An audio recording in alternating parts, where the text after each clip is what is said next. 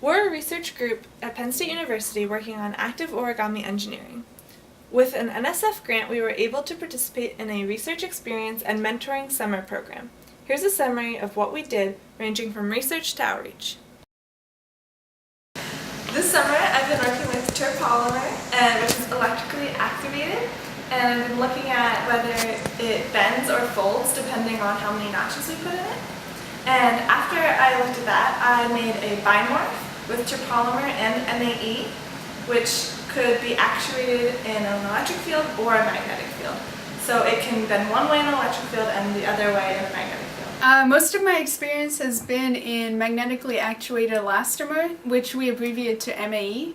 MAE is basically magnetic particles suspended in elastomer and pulled in a certain direction. And what this allows us to do is cast the elastomer in flat panels that can be applied to origami structures to create a torque. One of the areas I delved into when working with the MAE was finding different ways to do origami designs. Then I encountered the issues of scalability.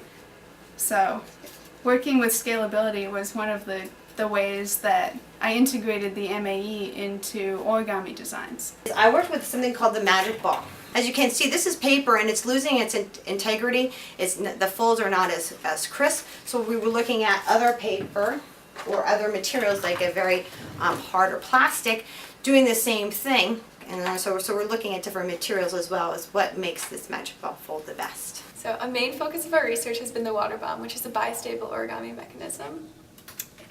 We have modeled the water bomb on a computer program called Atoms, which is a kinematics and dynamics program, and we have also fabricated prototypes out of various materials, which will be used for testing.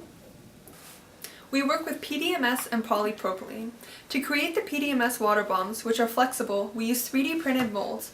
On the other hand, we laser cut the polypropylene samples.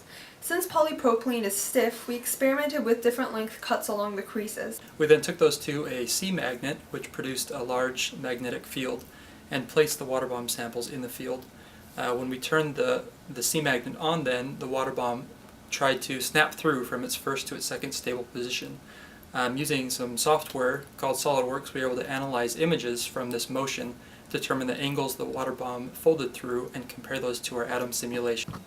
I implemented a 3-position toggle switch into the C magnet setup so that anybody who's using the magnet can flip the direction of the field back and forth without having to unplug wires from the power supply. The first outreach program that we worked on this summer was with the Discovery Space in State College, and this is with 6 to 8-year-old girls. It was a camp on engineering and art. And what we were trying to emphasize in this camp is how engineering and art can be together. The second thing that we worked on is with Engineering Ambassadors. And Engineering Ambassadors is a Penn State group that goes to middle school and high school classes and presents a 40 to 50 minute presentation, lab, etc. to get kids interested in engineering. And one of the things that they're going to be working with is to build catapults. And our catapults are an origami fold.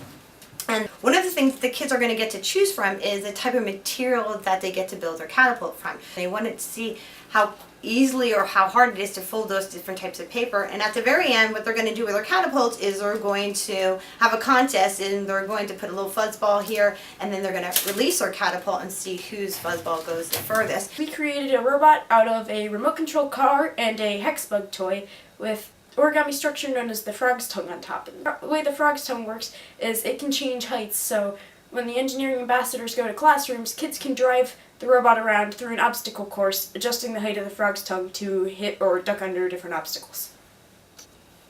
We did an outreach activity with about 15 kids at the Palmer Museum of Art. We talked to them about 4 different materials used in both engineering and art. And then after that, we helped the kids fold giant paper cranes. My favorite part of the REM program was definitely the research, and it was a really unique experience to have, especially as a high school student. This program has been really great because it's given me a lot of hands-on experience in the lab. The professors and grad students that we worked under had high expectations of us, but they were also really supportive. I hope to continue this kind of project in the next summer.